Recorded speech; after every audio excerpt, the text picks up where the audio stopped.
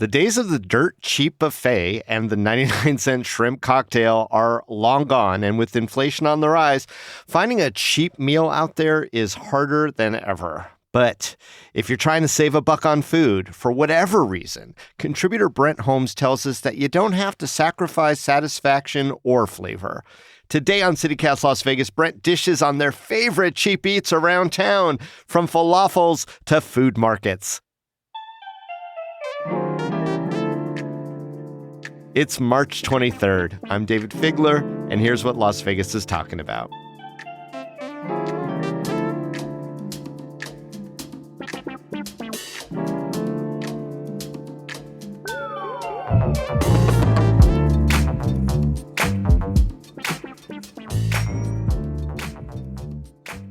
Brent Holmes, welcome back to the program, my friend.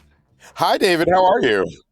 I'm doing good. I have a full belly as we are talking, which is good because I think we're going to talk about food today. So let's start with a definition. How do you define cheap eats? Wow, that's an interesting open up. I would start by defining it as food at this point that costs you under $15 for a fulfilling meal, right? For one person? For one human being, which is regrettable because, as we know, in the past, Las Vegas was certainly a city where you could feed multiple people for around $20. And I think that era might have ended.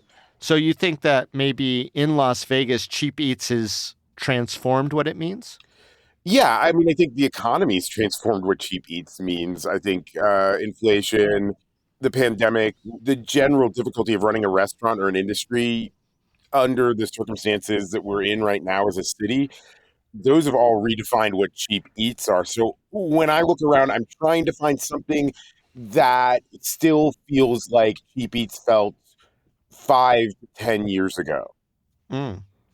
Yeah, I mean, it's kind of funny that we think about Las Vegas as being immune to a lot of other things, and yet food changed. We used to be known for a place to go where, yeah, sure, there were some gourmet restaurants here and there, but most of the time, food was plentiful, food was cheap, buffets were everywhere. You could go get 49-cent breakfasts wherever, right? And I think that was the glory of the city. It's a place that always has intended to appeal to the working class as much as it has to the upper class, and to provide those people with access to culinary experiences that are maybe not the most highfalutin, but certainly unique and maybe a little challenging in comparison to what they might find back home. So I wonder, though, is there a stigma when people, say, on a super tight budget, go out to eat instead of cooking at home?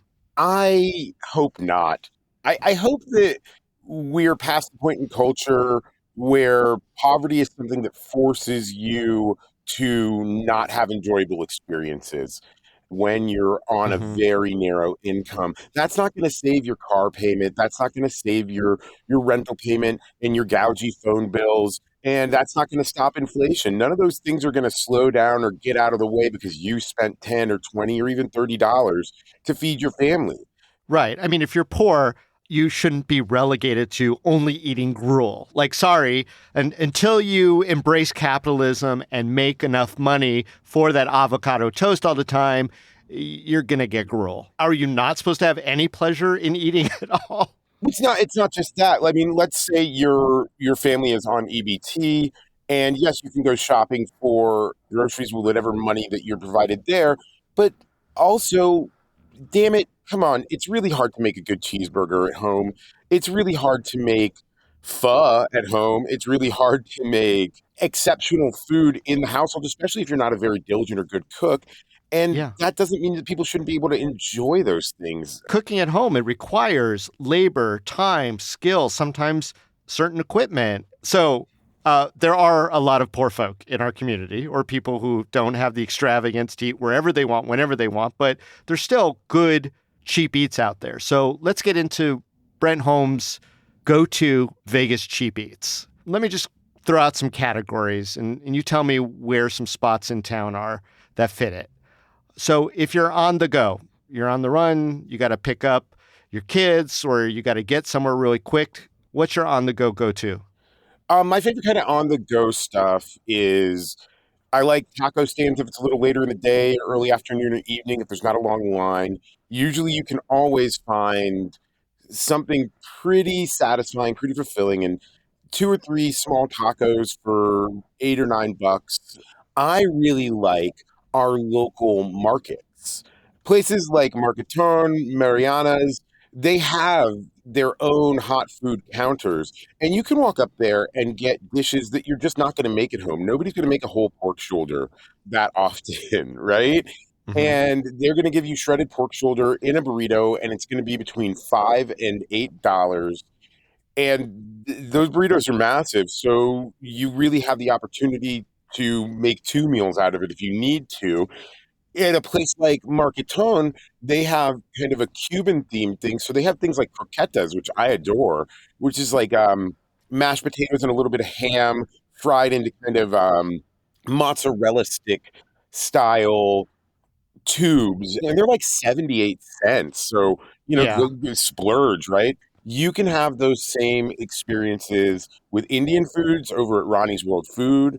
You can have those kind of experiences in Chinatown too, at some of their, hot food counters in their markets. So let's move on to another category. What do you think about the most delicious or the most satisfying cheap eats in Mm, Las Vegas? Oh man. So my number one on my list of satisfying, I think, it always tests on two dishes, right? It's soup and barbecue. And there's a great restaurant called Fobosa just outside of the Spring Mountain Chinatown tunnel there. And those guys make a smoked oxtail pho that runs about $12. And oh my God, it is satisfying on a level that I can't quite explain. See, oxtail is very intimidating to me, and in some ways it seems wrong. Is it actually an ox's tail? Is that what's going on? No, David. It's a cow's tail. This is a don't waste the animal. If we're going to murder animals and consume their flesh, we might as well use every aspect of them.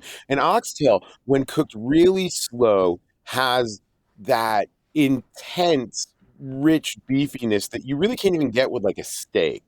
And then when you smoke that or you pressure cook it, you're kind of amping that flavor even more. And it's like the richest bowl of beef stew you can get, but then with the nice cellophane noodles and the spring greens and the vegetables and jalapenos on the side that come with traditional Vietnamese cooking, it's really refreshing too. I'm just hoping that, the equivalent of a podcast viral moment isn't me not knowing what an oxtail is. It's okay, David. I'm sorry. I didn't mean to be condescending there. I just No, no, I'm here for knowledge. That's what podcast is all about. That's what conversations are all about.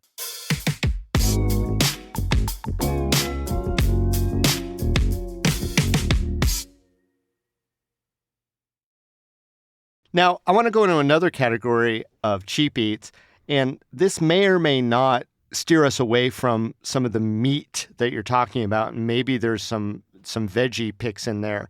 But what do you think the best value financially per calorie might be for cheap eats in Las Vegas? okay. Well, I do love. They've got two locations around town. One on the east side, one in Henderson. I love a little place called Fat Boys. They do burgers almost exclusively, but they've got like a $2 breakfast sandwich deal that is, ham, bacon, or sausage on a bun with an egg, a little bit of green on there, mayo, and for $2, you really can't beat it. It blows anything you're going to get at a drive-through out of the water, and they do that all the way up until 11 a.m. So it's a pretty terrific value pound for pound. What about veg oriented? What do you got that's not Oh, meat? I love. There's a little place called Daikon Vegan Sushi. Mm, I think they're terrific. Some of their market items are a little high, but you can still get a good. Again, it's soup, right? Soup is a miracle, right? Because it turns water into deliciousness and nutrients. You go over to Daikon, and they've got a tomato ramen for about $12 that is one of the deepest, most umami flavors you can get, and superbly fulfilling. Let me see other veggie option. Okay, of course. There's falafel. right? Falafel is the staple cheap food, and I really love the falafel over at Afandi. I still go to Gyro Time. I think they're great. And a good falafel plate or a good falafel wrap, a good falafel pita shouldn't cost you more than $10. And if it does, Yeah. I don't know. They better be putting something really magical in there. I like mine with some pickles Yeah, I in do there. too. And the great Yeah. Mediterranean pickling practices, very different from kind of the more Western pickling practices, a lot more cardamom, a little bit more spice there. Yeah. And yeah, you can't go wrong with a falafel for lunch or for dinner. It's kind of like a safety food for me, right? No matter where you are in the world, you can kind of have a little faith that falafel will be there somewhere. Now, I want to also talk about something that's very uniquely Las Vegas, and this is more of a personal experience from my growing up here, and that's the comp culture.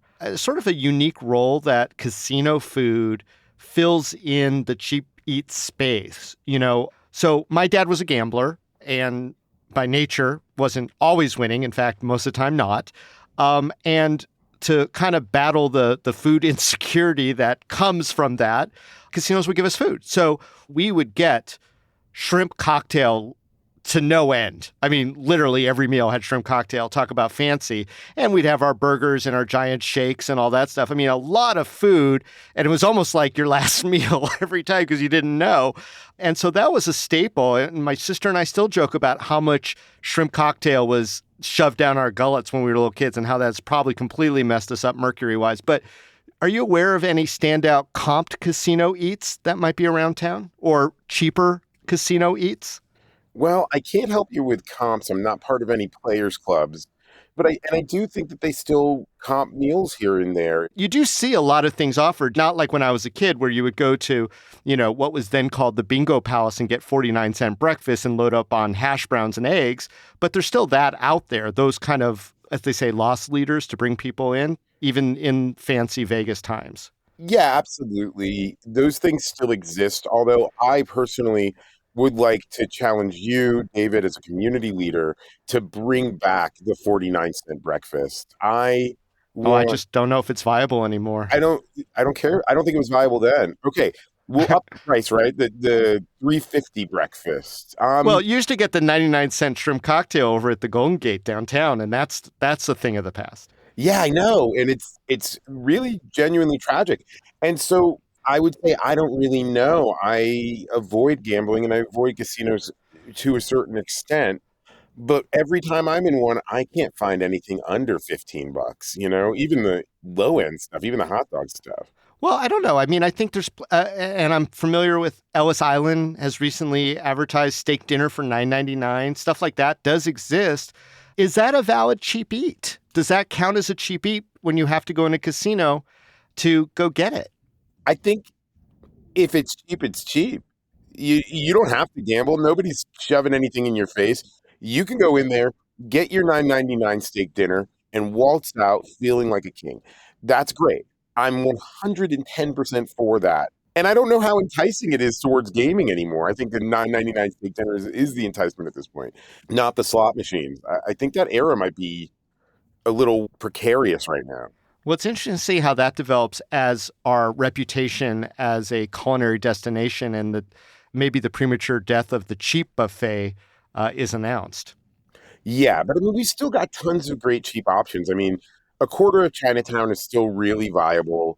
And then once you get into the neighborhoods and the communities around the city, there's a lot of great little restaurants all over town that are trying to meet the needs of their communities. Yeah, of course.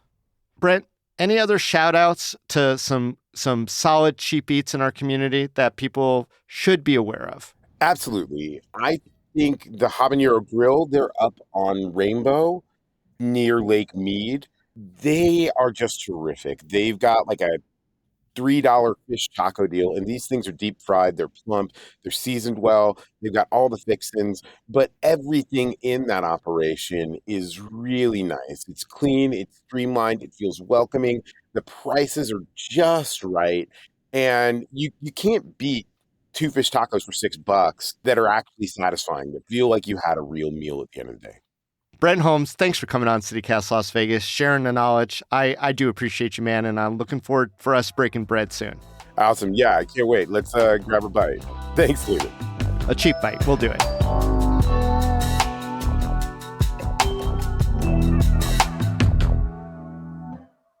And here's a little news before you go. Hard Rock Hotel, which now owns the Mirage on the Strip, has at last been cleared to build a 700-foot-tall guitar-shaped tower on that site. The existing Mirage Tower will remain, but there's apparently no saving the iconic volcano. Now, if we could just get that new guitar to spew pina colada-scented lava. Also, Letty's de Leticia's Cocina, the Mexican restaurant now occupying the oldest restaurant space in the city, the former El Sombrero on Main Street, will go national on tomorrow's episode of Guy Fieri's Diners, Drive-Ins, and Dives, despite it being none of those things. The segment will feature, though, the restaurant's chilaquiles, tortas, and tamarindo margaritas.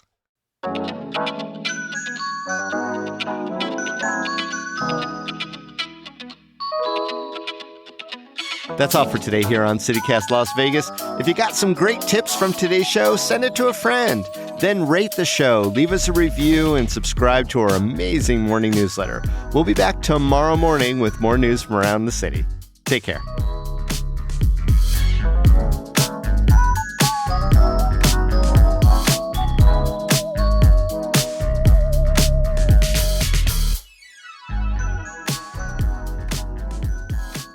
I did forget to mention Esmeralda's Cafe, which kills the game, over on Charleston and 10th Street.